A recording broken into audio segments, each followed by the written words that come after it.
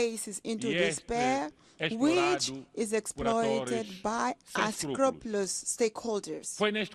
It was in this context that the historic opinion of the International Court of Justice of 23rd of July 2025 unequivocally reaffirmed that the states have binding legal obligations to protect the climate and the environment from the greenhouse gas emissions.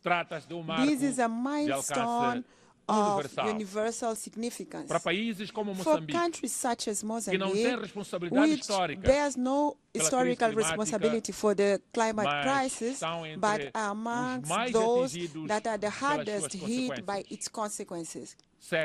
Droughts, cyclones, floods, inundations. This decision is very important. It's a legal principle for us. It's a call to climate justice, it's a call to global solidarity and immediate actions from the side of all of us. The environmental crisis is compounded by the technological challenge.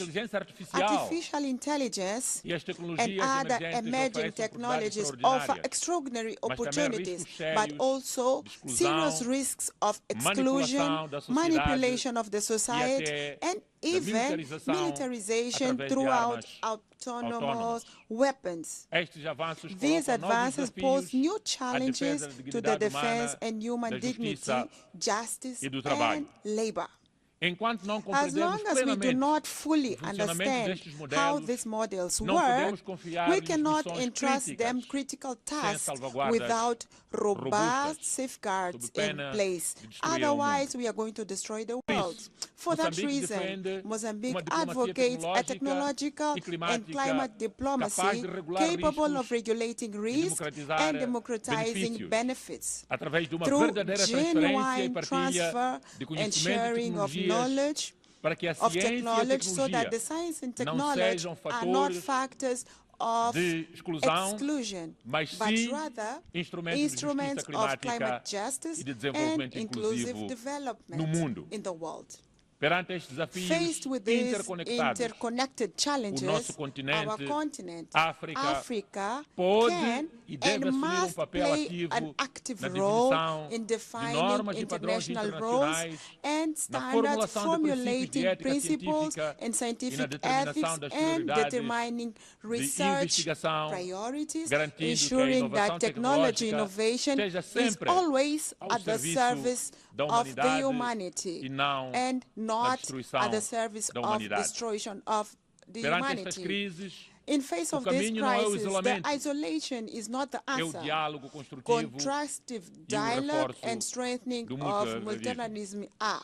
The Pact for the Future, adopted in 2024, offers concrete and innovative responses for a launching of multilateralism adapted to challenges to the 21st century. Mozambique, as an African country with vast natural resources and unparalleled culture wealth, has distinguished itself in the promotion and strengthening of democracy in the African continent. Since we moved forward with political pluralism, we've been working tirelessly to consolidate the foundation of a robust democratic system, holding regular and transparent elections that reflect the will of people and ensure that every Mozambican citizen has the voice and a say in the decisions that shape the future of our nation in Mozambique. Indeed, our presence in this podium is a result of a free and a transparent process of the Mozambican people, from Rovuma to Maputo, from Zumbo to Indico, and in the diaspora. We have historically had an ongoing commitment to dialogue and building bridges between different political and social actors. This commitment to the dialogue was crucial for the lasting peace achieved after decades of conflict and for the political stability that we enjoy today country in Mozambique. Currently, Mozambique stands out for its ongoing effort to promote an inclusive national dialogue, which the public consultation phase was launched on the 10th September. We are working to ensure that all the sectors of the society, regardless of their origin, political, societal, economic position, they all should be heard and have their concerns taken into account in the national decision. This process will not only strengthen the Mozambican democracy, but also ensure that the country development is truly reflected the needs and aspirations of all Mozambicans without exception. We do believe that the true strength of a nation, it does not lie only in its ability to resolve conflicts, but it also in its ability to promote in a peaceful and constructive manner. We are proud of the progress we have made so far, and we reaffirm our commitment to continue advancing as an example of democracy in Africa, of peaceful coexistence in the African continent and in the world. We are proud to have promoted during our term the Security Council, where we were non-permanent members, the presidential statement on Africa about the role of Africa in global affairs, as well as to have contributed for the historic resolution 1719-2023, which paved the way for the predictable and sustainable financing of the operations of support to peace in the African Union through United Nations treasure. These milestones confirm that Africa is not only a beneficiary of multilateral order, but also an indispensable actor in the reforms and revitalization. It is in this sense that Mozambique will keep defending a stronger African voice with 2 permanent seats on the Security Council and a greater weight in the decision of international financial institutions internationally. A new global financial architecture capable of alleviating debt, mobilizing financial resources for the sustainable development and climate action, as well as correcting historical asymmetries. An inclusive multilateralism which preserves intergovernmental character of the UN without allowing that this organization can become an assembly of shareholders dominated by the richest. We want to reiterate equally the fact that we want to have 2 states like Palestine living side by side with peace with Israel as the only fair way, legitimate and long-lasting, so that we can have the aspiration of both people. I would like to congratulate the countries that have recently decided to recognize Palestine, the same right that was given to Israel, contributing to reinforce legitimacy and the fact that we are going to have the solution for both states. The same way, I would like to reaffirm our firm opposition against the coercive measurements that are unilaterally excluding the people, Cuba to Venezuela, Zimbabwe to other countries in clear violation of the UN Charter against the principles of justice, solidarity, and the international law.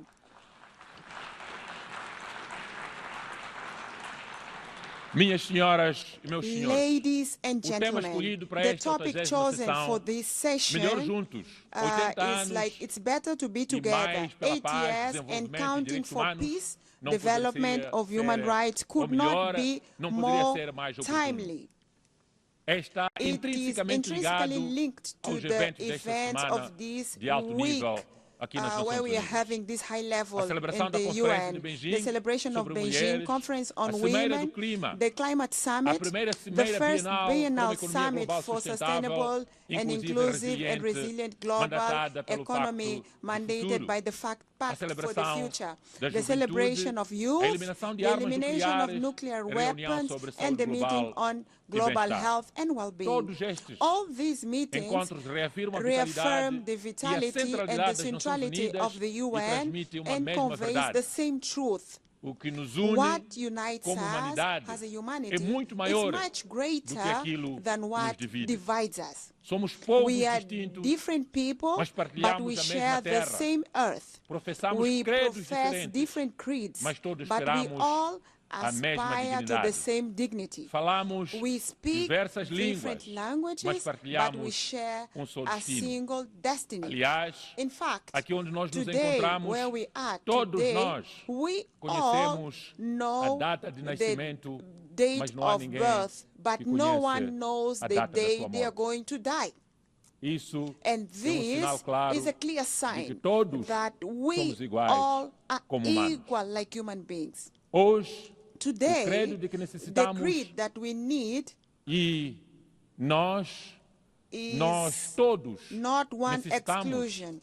We all need to be included, not excluded. Not isolation, but cooperation. Not unilateralism, but multilateralism based on solidarity. We need today, all of us, to have a renewed faith in the humanity's collective ability to face the common challenges of Gaia, our common home. The world is at a real turning point. We all feel this. Either we deliver the 23rd agenda that we've written it ourselves, or we will have to accept seeing a relegated and failed promise. And for this, goodwill is not enough. Honoring the principle of common responsibility and differentiality is important. We need resources on a scale. We need to work in a smarter way to align mandate with national priorities for each of us, to invest in data, technology, institutional capacity, and most of all, ensure that Africa has a full seat at the table where decisions are taken for its future. The message of Mozambique is very clear. We want partnerships based on mutual respect and shared value. To paraphrase the late President Samora Moisés Machel, the President of the Popular Republic of Mozambique at the time, today Republic of Mozambique, international solidarity is not an act of charity. It is an act of unity amongst allies. The 80th anniversary of the UN invites all of us to renew our spirit of solidarity, international solidarity, and human solidarity. The challenges before us are enormous, but we are indeed better together, as the topic of the UN says. And if it is true that each generation inherits the world from the previous one, it is also true that each generation has the duty of leaving a better world for the next generation. This is the guidance principle of the Agenda 2030. It is the spirit of the Pact of the Future, and it is the reason why we have this organization, the United Nations, to transform the hope of the people in the world into actions, solidarity into concrete results for the people, so that we may have the courage, all of us, in the planet, to reform with wisdom, learn from our mistakes, and the determination to offer peace, development, and human rights to everyone, all human beings in the planet. To conclude, I would like to say that Mozambique counts on the UN, and the UN can count on Mozambique. Thank you so much, everyone, and wish you success. Thank you. On behalf of the Assembly, I wish to thank the President of the Republic of Mozambique.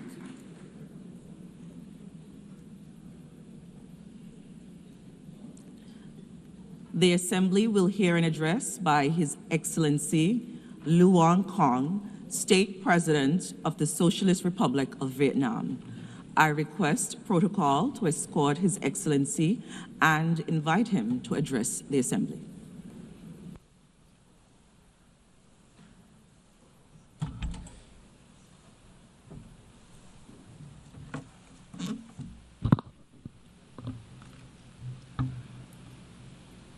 Thưa bà Chủ tịch, Madam President, tôi nhiệt liệt chúc mừng bà. I would like to extend my heartfelt congratulations to Madam Annalena Baerbock on her election as President of the 80th session of the UN General Assembly.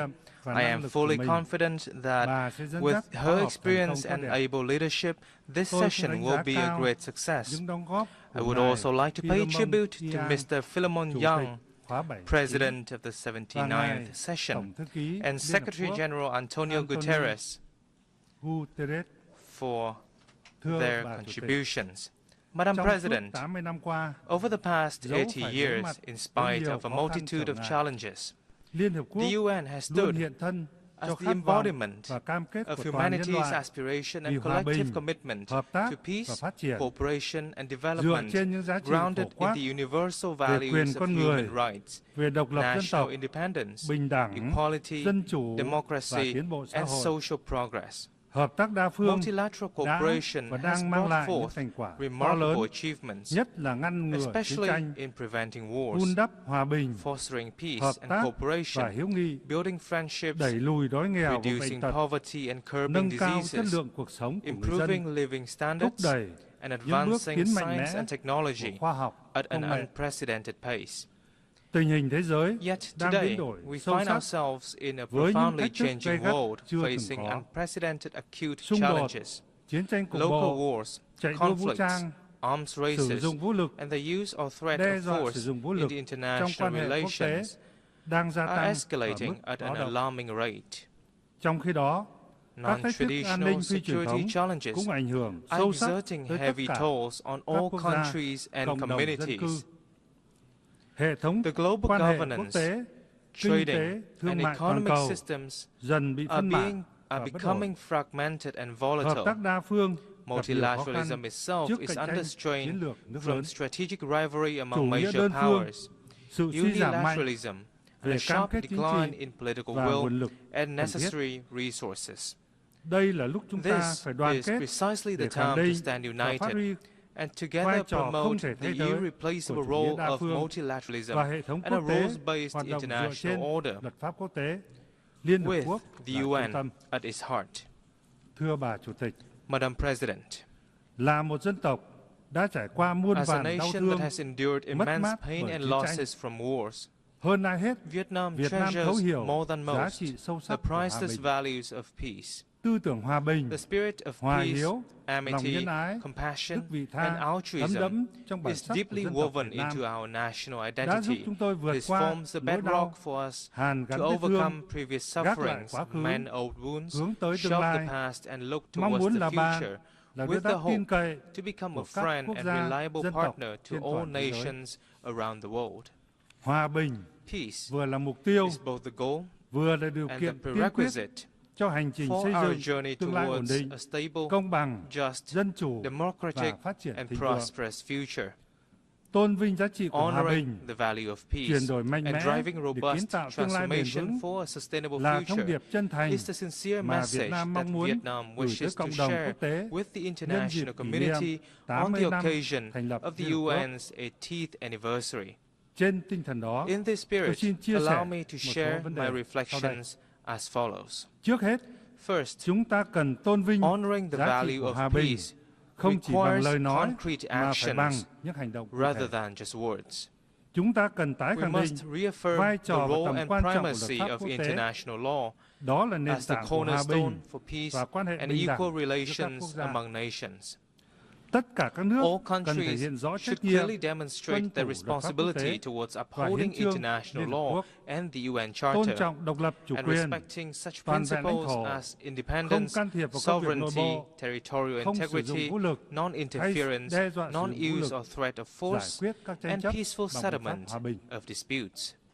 Vietnam welcomes recent efforts to achieve peace and reconciliation which have yielded important results in many regions, such as the peace agreements between Rwanda and the Democratic Republic of the Congo, and between Armenia and Azerbaijan. We value and support all diplomatic efforts and hope that they will lead to peaceful solutions to regional and global security issues. We must nurture and practice a culture of peace by building trust, enhancing international cooperation and solidarity, promoting dialogue, listening and understanding, respecting differences, and cultivating friendship among nations. On this occasion, Vietnam calls for ceasefires and an end to all acts of violence, protection of civilians, and facilitation of humanitarian access in conflict zones. Vietnam welcomes the recent recognition of the State of Palestine by more countries and urges the international community to act swiftly to end the humanitarian crisis faced by the Palestinian people. We also reaffirm our solidarity with the state and people of Cuba and call upon the United States to lift its embargoes against Cuba and remove Cuba from the list of state sponsors of terrorism. We must further promote the role of regional organizations in promoting peace, cooperation, and development. International efforts for peace and development will be truly effective when driven by regional organizations in line with the particularities of each region and countries. As an active ASEAN member state, Vietnam is proud of ASEAN's growing strength and its centrality in the Asia-Pacific's security and development architecture. Most recently, ASEAN contributed to the ceasefire agreement between Cambodia and Thailand, and we are committed to upholding ASEAN's core values of solidarity, consensus, and unity in diversity, building a resilient, inclusive, and sustainable ASEAN community, and effectively implementing the 5-point consensus on Myanmar.